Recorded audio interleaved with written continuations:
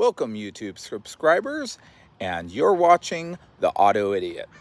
I'm Tom, the host, and I am an auto idiot. I have no clue on even how to change the oil in a car. However, I've decided to restore this beauty, a 1973 Mercedes 450 SL with the 4.5 V8 in it. I've owned the car for approximately 5 years. It has sat for that long, as well as 2 years with the prior owner.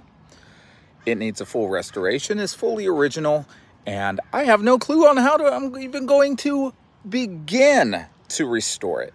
I hope you enjoy the journey on me restoring this vehicle. Please feel free to put in the comments on any pointers you may have, any insight, anything, just everything and anything.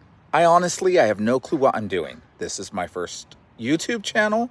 This is my first foray into automotive, and I need all the help I can get.